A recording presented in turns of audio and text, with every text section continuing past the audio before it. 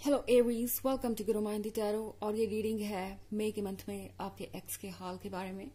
इस रीडिंग में मैं ये देखने की कोशिश करूंगी कि आपके एक्स के लाइफ में आखिर चल क्या रहा है, उनके लाइफ क्या स्मूथ चल रही है या वहाँ पे कुछ चैलेंजेस हैं, क्या वो मूव ऑन कर गए हैं या वो आपके बारे में अभी भी सोचते हैं, कौन सी ऐसी चीजें हैं जो वो आपसे कहना चाहेंगे। तो चलिए स्टार्ट कर दे और देखते हैं कि क्या मैसेजेस हैं आपके एक्स के लाइफ में चल क्या रहा है मई के मंथ में।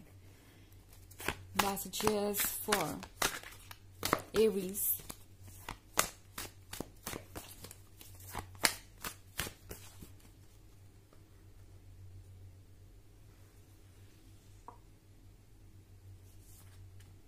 Queen of Swords, Nine of Wands, the Moon, the Sun, and 5 of Wands. Okay, तो हमारे पास है एक तरफ तो द मून है और दूसरी तरफ द सन है। बड़ी ही कॉन्ट्रास्टिंग सिचुएशन है इस पर्सन के लाइफ में।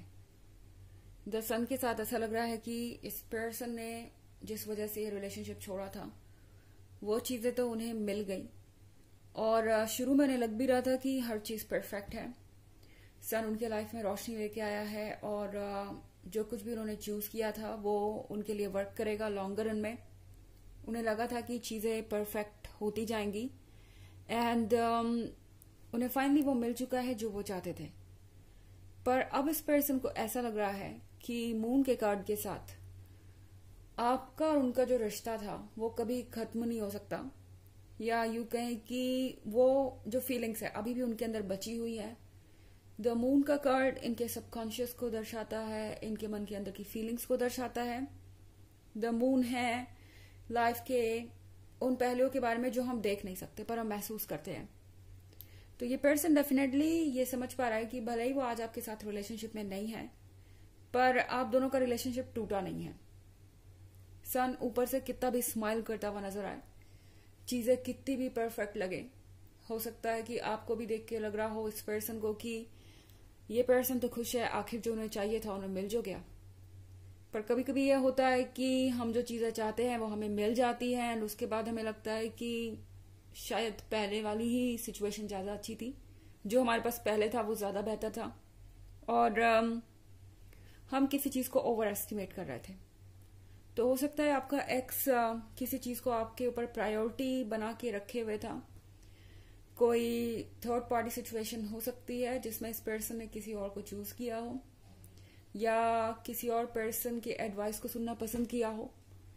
ये एक ऐसी सिचुएशन भी हो सकती है जहां पे आप दोनों बहुत क्लोज थे पर इस पर्सन ने अपने ड्रीम्स के कारण दूसरे चीजों को इतना ज्यादा इंपॉर्टेंस दिया कि वो आपको वक्त नहीं दे पाए, ये बैलेंस नहीं मेंटेन कर पाए एक रिलेशनशिप में एंड उसी की सजा आप दोनों को मिली।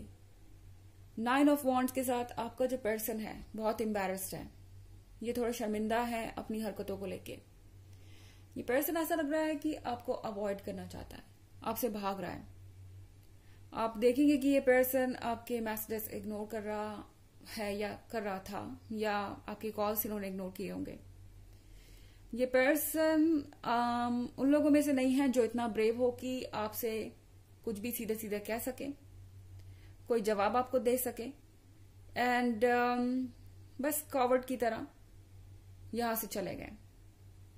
ओके, वैसे मेरे कहने का मतलब ये बिल्कुल भी नहीं है कि ये पर्सन बुरा है या इनके अंदर सिर्फ बुराइयां ही है, पर जब बात आती है करेज की, स्ट्रेंथ की, तो वहां पे ये पूरी तरह से फेल हो गए, अपने आइडियाज और व्यू के लिए स्टैंड नहीं कर सके एंड अभी नहीं लगता है कि ये आपको फेस नहीं कर सकते क्योंकि आप हैं ये क्वीन ऑफ सॉर्ड्स। आप जानते हैं कि आपको क्या चाहिए। अब सिचुएशन पहले से बहुत अलग है, आप पहले से ज्यादा कॉन्फिडेंट है, पहले से ज्यादा समझदार है एंड क्वीन ऑफ सॉर्ड्स जानती है कि उसे किसी ऐसी चीज के लिए कॉम्प्रोमाइज नहीं करना जो कि वो डिजर्व नहीं करती। मैं यहां बात कर रही हूं कम क्वालिफाइड होने के लिए, कम क्वालिफाइड किसी पर्सन की या किसी ऐसे पर्सन की जो आपके लायक नहीं है। ये पर्सन ये भी समझ गया है कि अब आप पहले से ज्यादा वाइज हैं, समझदार हैं, तो आपको एक्सक्यूजेस देना काम नहीं आएगा।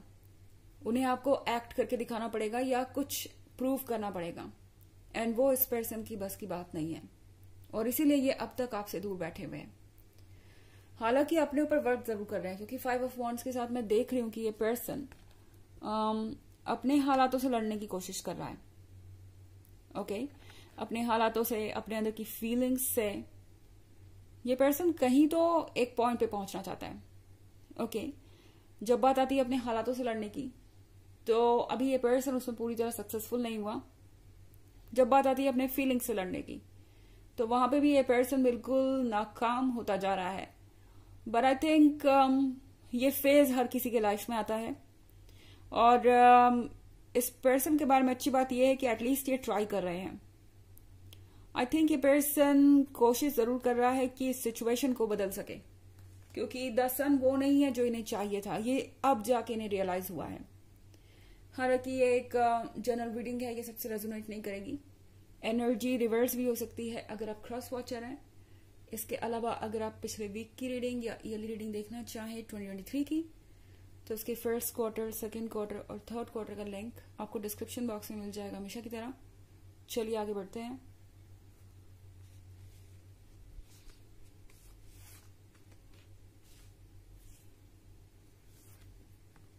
Justice,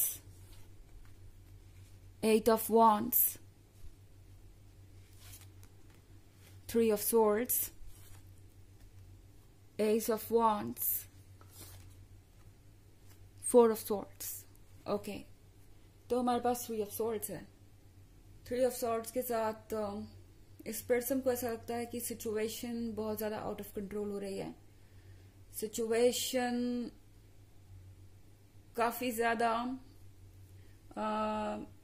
कॉम्प्लिकेटेड हो चुकी है। कभी ना कभी इस पर्सन को कोई ना कोई स्टेप लेना पड़ेगा। इन्हें ये एहसास हो रहा है ऑलरेडी, क्योंकि जस्टिस का कार्ड है यहाँ पे। तो इस पर्सन को ये समझ में आ रहा है कि उन्होंने आज तक आपके साथ कोई जस्टिस नहीं किया, आज तक आपको वो नहीं दिया जो इन्हें देना चाहिए था। अब ये पर्सन चाहता है कि चीजें बराबर हो, चीजें इक्वल हो, आप दोनों सेम लेवल पे आए।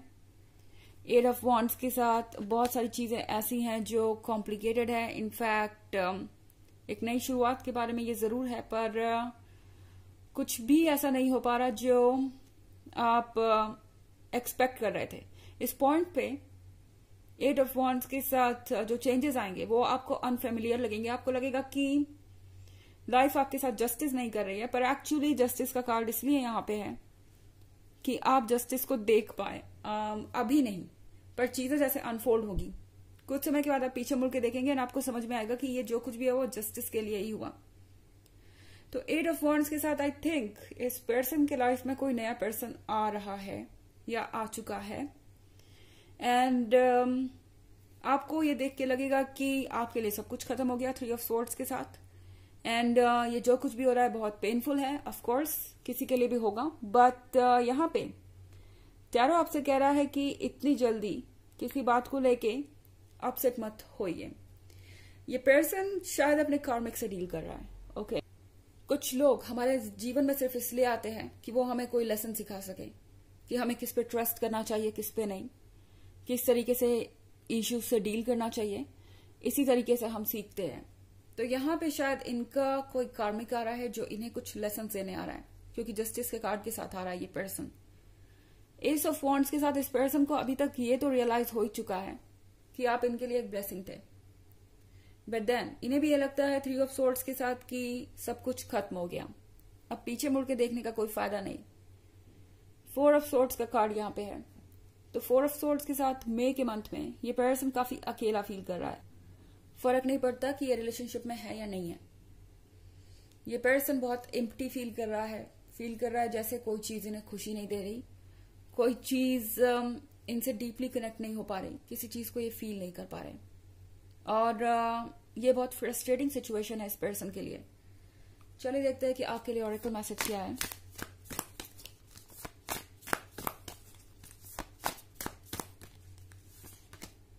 The initiation, rite of passage, crossing the threshold. ये कार्ड आपसे कह रहा है कि ये वक्त है एक नए चैप्टर को शुरू करने का। भले ही वो चैप्टर आपको कितना भी अजीब लगे या आपको कितना भी इनअप्रोप्रिएट लगे, आपको लगे कि ये आपके लिए नहीं है, पर कोई भी ऐसी चीज जो आपके लिए नहीं है वो आप तक नहीं आएगी। ओके, यूनिवर्स हमेशा ये श्योर करता है कि जो कुछ भी हो उसके पीछे कोई मकसद हो, एंड आप वही गाइड हो जहां आपको होना चाहिए। तो इस नए चेंज को एक्सेप्ट कीजिए और यूनिवर्स पे ट्रस्ट रखने की कोशिश कीजिए। ओके, क्योंकि ये आपके लिए बहुत मुश्किल हो सकता है इस पॉइंट पे। तो ये है रीडिंग मई के मंथ के एक्स के हाल के बारे में। आई होप आपको अच्छी लगी होगी। Thanks for watching, till next video, bye.